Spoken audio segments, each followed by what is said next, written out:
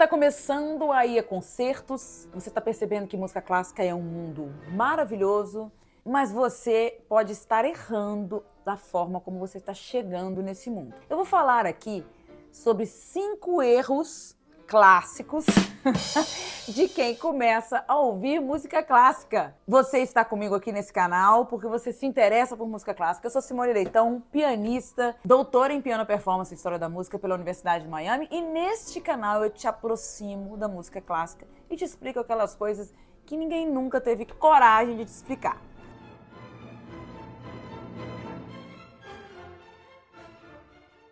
Antes de mais nada, você vai pensar o seguinte: ah, Simone, tem uma maneira certa de ouvir? Já tá ficando chato isso. Pior é que tem. A verdade é essa. Eu vou até tirar os óculos para falar olhando no seu olho.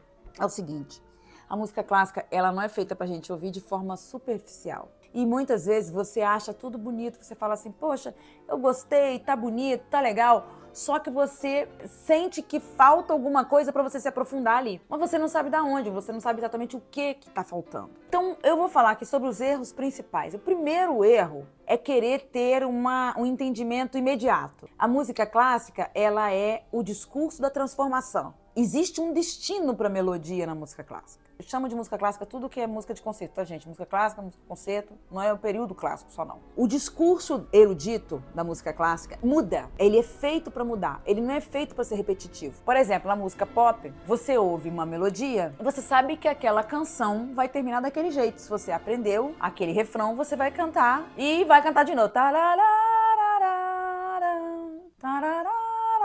Tô lembrando do Chris Martin por causa da confusão lá do CEO que se ferrou. Desculpa, corta. Aquilo não vai mudar, ele não vai pegar uma célula daquela frase e depois vai desenvolver e vai fazer uma modulação e vai ter para uma outra parte, vai fazer uma sinfonia daquilo. Não, vai ser só aquilo ali. Você sabe mais ou menos que uma canção da música popular ela leva 4 minutos, 5 minutos. Você já está condicionado àquilo. É pro seu entretenimento, não é para você pensar, não é para você seguir um discurso. É para você simplesmente estar ali e aquela música tá ali para criar um ambiente bom para você. Isso é a música pop. A música clássica não é assim. Ela exige comprometimento emocional e intelectual da nossa parte. Então, quando você acha que você vai ouvir de cara, ela vai ter um beat, vai ter uma... Não vai ter. Vamos alinhar as expectativas. Por mais que você pegue, às vezes, uma sinfonia que já começa grandiosa, logo depois ela vai pegar uma parte daquela ideia musical e ela vai começar a desenvolver. Porque essa é a primeira regra da música de concerto. A melodia tem um destino e o destino é a transformação. Assim como a nossa vida. A gente nasce de um jeito e morre de outro. A gente não morre igualzinho. A música de concerto, a música clássica, ela é a grande catedral sonora das nossas vidas. O segundo erro é não prestar atenção nos detalhes. É você ver, por exemplo, digamos que você vai assistir a Orquestra Sinfônica do Estado de São Paulo, digamos. Você vai lá na Sala São Paulo, tem concertos todo domingo de manhã, de graça, eu já toquei várias vezes. Você vai lá assistir e você acha lindo aquela orquestra enorme tocando. Só de você ficar vendo aquela orquestra já é uma grande coisa. Eu acho que você tem que continuar indo. Não tô falando para você não ir porque você não tá sabendo fazer, não. Tô te dando oportunidade de se aprofundar nesse discurso. Aí você não olha os detalhes. Ou se você tá ouvindo em casa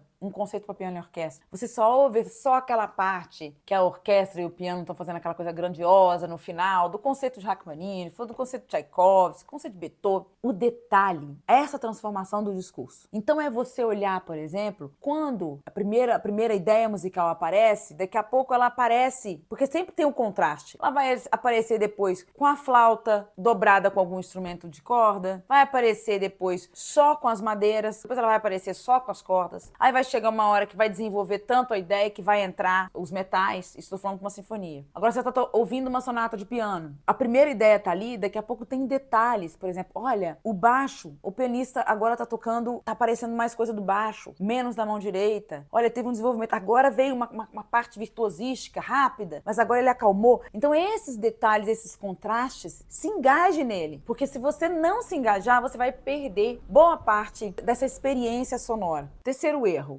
tentar ouvir sem contexto. Muita gente gosta de explicar a música clássica, que também é um outro erro que depois eu vou falar. Mas existe um contexto, sim, porque você tem ali várias fases, várias eras, vários períodos. Se a gente for pegar, então, os 3 períodos mais importantes da música de concerto, que são o barroco, o clássico e o romântico, aí são 200 anos, quando a gente pegar mais, né, 300 anos se a gente pegar o barroco, o início do barroco, e a gente for até o final da vida de Brahms, é mais de 200 anos ali. Ali aconteceu toda a transformação da música clássica e os 3 grandes períodos, o barroco, o clássico e o romântico. Depois vieram vários outros períodos, vários outros estilos. E antes teve muita coisa que desembocou ali no barroco, principalmente no Renascimento. Só que aí se você vai ouvir uma sonata de Beethoven, pensando só na questão pessoal, que muita gente faz, muito erro que a gente escuta muita anedota por aí, né, gente? A gente escuta muita historinha. A música clássica, eu costumo dizer que a gente faz bullying com os compositores que já morreram. Fala, Beethoven era muito isso, Mozart, o que você sabe, né? Você não sabe, você tá começando agora. Aproveite que você tá começando agora e não escute o que as pessoas dizem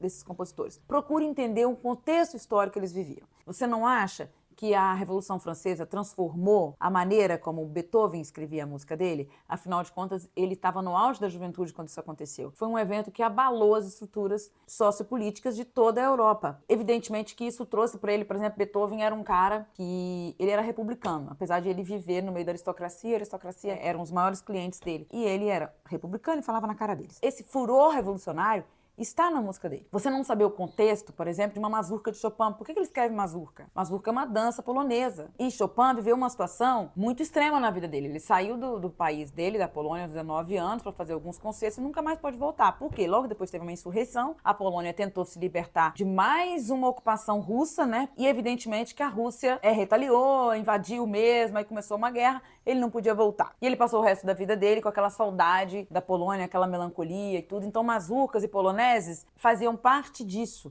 desse retorno, dessa voz. A gente pode dizer que Chopin foi o primeiro grande compositor nacionalista. Se você ouve sem contexto, você fica vendido e você também perde boa parte da experiência. A quarta coisa é ouvir de uma forma muito intelectual, sabichona. Nossa, você já viu aquelas pessoas falarem das sinfonias? E aí a pessoa fica tão intelectual que ela não conecta o coração. No final das contas, música é música, arte é arte. É uma forma de comunicação. A primeira intenção da música é conexão de um coração de um ser humano para o outro coração. Então, de quem toca para quem está ouvindo, de quem compôs para quem está tocando, de quem compôs para quem está ouvindo já no Spotify. Nós perdemos muito uma coisa incrível que até antes da revolução pop da década de 40, década de 50, depois que os Estados Unidos ganhou a Segunda Guerra, veio a revolução pop, aí veio o rock and roll, não sei. A gente perdeu uma coisa maravilhosa que era o seguinte: antes todo mundo tocava algum instrumento ou cantava. Por quê? Se você não cantasse ou não tocasse e compôsse, as músicas não estavam tão disponíveis assim. Muita gente tinha que compor para poder ouvir uma música pela primeira vez, porque não tinha tanta música nova para ouvir. A música não era mecânica, você não apertava um botão, você não clicava assim para ouvir uma música. Você tinha que alguém fazer música pra você, ou você fazer música pra pessoa, ou você fazer pra você mesmo. Então esse fazer musical criava um ouvido ativo, um ouvido pensante, um ouvido emocional. Hoje o nosso ouvido tá tampado, porque a nossa sociedade, ela quer que isso aqui, ó, os nossos olhos estejam vendo as coisas. A gente tá o tempo todo sendo estimulado visualmente, e a gente tá perdendo o ouvido, a capacidade de ouvir. E boa parte do estresse, da depressão e da ansiedade que a gente vive hoje é porque a gente não tá ouvindo. A gente precisa ouvir a gente, precisa ouvir as pessoas, e a música clássica, ela te ensina a ouvir. Conecte o seu coração, não é intelecto, apesar de que é bom saber das coisas, mas não é o intelecto, é o seu coração. Se você chegou até aqui nesse vídeo, você deve estar interessado mesmo nesse assunto. E eu quero te dizer que eu tenho um curso que se chama De Bar a Brahms, o link tá aqui embaixo na descrição. E esse curso, ele é justamente para você, que quer entender e se aproximar com profundidade para ouvir com legitimidade esse repertório, se sentir livre para ouvir e para tocar esse repertório de mais de 200 anos, que eu chamo de o cânone da música clássica. Voltando, o quinto ponto, que é o final, é você não escutar mais de uma vez, criatura! Até mesmo a musiquinha pop, aquelas, sabe, aquelas do verão, todo verão tem uma música pop, ela ganha a gente, pela repetição e pela obviedade. Aí quando você vai ouvir música clássica, você quer que tudo esteja óbvio pra você ali na primeira vez. Tanto é que a gente costuma falar, né? A gente diz, eu gosto tanto. Tem amigas que começaram a ouvir música de conceito de uns tempos pra cá, até porque me acompanham. E aí diz assim, nossa, eu adoro quando você toca aquele de Rachmaninoff, que agora eu já ouvi tantas vezes, eu amo. Claro, quantas vezes você ouvir, mais você vai gostar, mais você vai entender. Se você quer entender mais da música clássica, fica aqui nesse canal, tem vários vídeos, tá? Sobre como escutar. Eu gosto de não fazer playlist, tá, gente? Eu não gosto de fazer playlist porque eu acho que playlist é um ato seu de transformação. Porque a música clássica, ela é feita pra gente escutar de verdade, ela exige presença, ela exige entrega e refinamento auditivo. A música clássica, ela não é elitista. Ela é o entretenimento da alma. Ela é a conexão da alma. Eu fico muito feliz que você tá aqui, que você chegou até o final. Um beijo enorme e eu tô louca pra te ver de novo no próximo